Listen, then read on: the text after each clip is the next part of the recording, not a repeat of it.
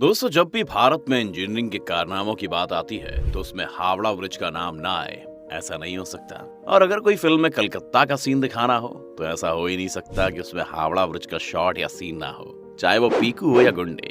यानी अगर कहें तो ये हावड़ा ब्रिज ही है जिसके लिए कोलकाता अपनी मिठाइयों से भी ज्यादा फेमस है।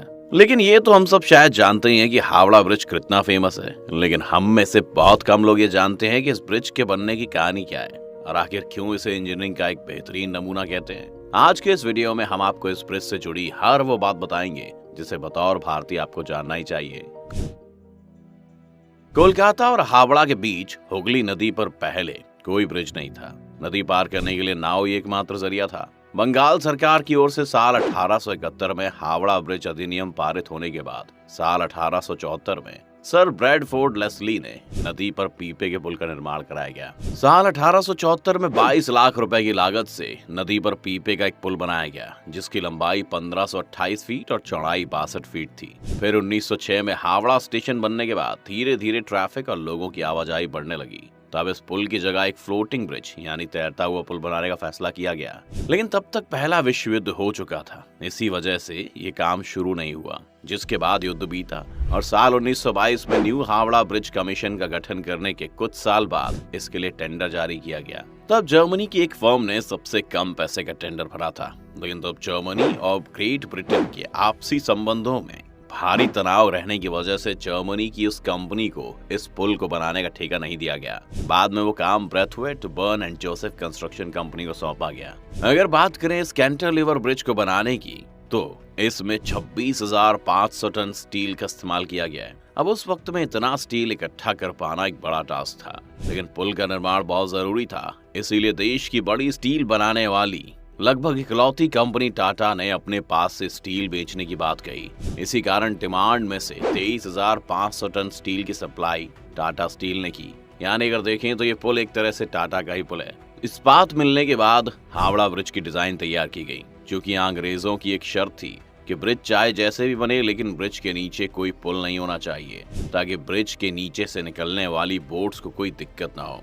इसीलिए हावड़ा ब्रिज की जब डिजाइन तैयार की गई तो उसमें सिर्फ 4 खंभे बनाने की बात हुई जो दोनों सिरों पर लगने वाले थे, जिसका मतलब ये है कि पुल के बीच में कोई भी खंभा नहीं है, ना ही पुल को तारों से लटकाया गया है। पूरा ब्रिज महज नदी के 2 किनारों पर बने 280 फीट ऊंचे 2 पायों पर टिका है। इसके दोनों पायों के बीच की दूरी 1,500 फीट है। नदी में कहीं कोई पाया नहीं है, जो कि अपने आप में एक अजूबा है कि कैसे बिना खंबे के पुल करीब 1 सदी से खड़ा है। इसके साथ ही साथ हैरान कर देने वाली बात यह है कि पुल के निर्माण में स्टील की प्लेटों को जोड़ने के लिए नट बोल्ट के बजाय धातु से बने कीलों यानी रिवेट्स का इस्तेमाल किया गया है। खैर जो भी हो, लेकिन पुल तैयार हो गया।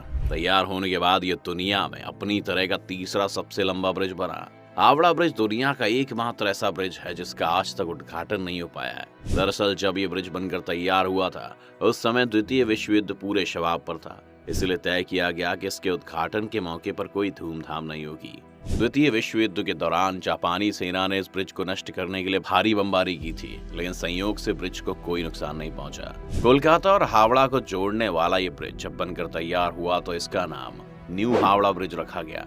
14 जून 1965 को गुरु रविंद्रनाथ टैगोर के नाम पर इसका नाम रविंद्र सेतु कर दिया गया, लेकिन आज भी लोग इसे हावड़ा ब्रिज के नाम से ही जानते हैं। सबसे ज्यादा रोचक बात यह है कि आज इससे रोजाना लगभग 1.25 लाख गाड़ियां और 5 लाख से ज्यादा पैदल यात्री गुजरते हैं। लेकिन अगर शुरुआती समय की बात करें तो ये ब्रिज बनने के बाद इस पर पहली बार इस पर एक ट्राम गुजरी थी, लेकिन बाद में ट्रैफिक बढ़ने की वजह से इस ब्रिज से ट्राम को गुजरने पर बैन लगा दिया गया। एक और बात इस ब्रिज के बारे में बहुत रोचकता के साथ सुनाई जाती है कि ब्रिज दोपहर 12 बजे और रात के 12 बजे बंद कर दिया जाता है। इसके पीछे जो कारण है उसके अनुसार हावड़ा ब्रिज के इंजीनियर्स ने इस पुल के बन जाने के बाद कहा था कि ये पुल अगर कभी गिरता है तो वो 12 बजे ही गिरेगा, लेकिन उसने ये नहीं बताया कि 12 बजे दिन के या 12 बजे रात के। इसीलिए हर समय दिन दोपहर के 12 बजे और रात के 12 बजे इस पुल को बंद कर दिया जाता है। लेकिन कई लोग इस बात को पूरी तरह से नहीं मानते हैं, लेकिन इस पुल को 2 बार बंद होना अपने आप में हैरान कर देने की बात जरूर है। इसके अलावा एक और बात जो इस ब्रिज के बारे में कही जाती है वो ये है कि ऐसा माना जाता है कि हावड़ा ब्रिज की कोई चाबी है जिसे ब्रिटिश कंपनी ने भारत को नहीं दिया है। अब ये चाबी करती क्या थी, इसे सुनकर आप चौंक सकते हैं। कहा जाता है कि पुराने जमाने में इस चाबी से ब्रिज को बड़े समुद्री जहाजों के लिए 2 भागों में खोल दिया जाता था, यानी कि अगर इसे ब्रिज गेट कहें तो गलत नहीं होगा। खैर, इस बात की भी कोई आधिकारिक पुष्टि नहीं हुई है। अगर हालिया स्थिति की बात करें तो इंजीनियर्स का कहना है कि हावड़ा ब्रिज के खम्भों को अब जंग लगने लगा है। अब इस जंग की वजह है पान। इस पुल से रोजाना लाखों लोग पान चबाते हुए गुजरते हैं और थूकते हुए निकलते जाते हैं। इंजीनियर्स बताते हैं कि जिन खम्भों पर पुल टिका है उनमें से कुछ के आधार की मोटाई पिछले 3 साल में आधी रह गई है। इस बात से आप समझ सकते हैं कि पान चबाने और थूकने की वजह से इतना बड़ा पुल अपने आप को खो रहा है। इसके अलावा भी 2005 में नदी से गुजरता हुआ एक कार्गो शिप इस पुल के बीच में फंस जाने के कारण भी इस पुल को कुछ हद तक नुकसान देखने को मिला। पक्षियों द्वारा हावड़ा ब्रिज पर की जाने वाली गंदगी से कोलकाता पोर्ट ट्रस्ट काफी परेशान है, क्योंकि इससे ब्रिज को केमिकल लॉस हो रहा है। इसीलिए ट्रस्ट हर साल ब्रिज से पक्षियों की गंदगी हटाने के लिए 5 लाख का कॉन्ट्रैक्ट देता है। लोगों के इस पूरे ब्रिज को पेंट करने के लिए 26,500 लीटर पेंट की खपत होती है, जिसमें लगभग 65 लाख रुपए खर्च होते हैं। 2006 की शुरुआत में इसकी मरम्मत कराई गई थी, जिसमें 8 टन स्टील की खपत हुई थी। इस पूरी प्रक्रिया में 50 लाख रुपए खर्च हुए थे। इसके अलावा भी ये ब्रिज भारत के इतिहास और खास तौर से कलकत्ता के इतिहास का एक बड़ा हिस्सा रहा है। इसीलिए ये हमारी जिम्मेदारी भी बनती है कि हम ऐसी धरोहरों को बचा के रखें। बाकी आपको हावड़ा के बारे में और क्या पता है, आप हमें कमेंट करके जरूर बताएं। साथ ही इस वीडियो को लाइक और शेयर जरूर करें। साथ ही हमारे चैनल को सब्सक्राइब करना भी ना भूलें।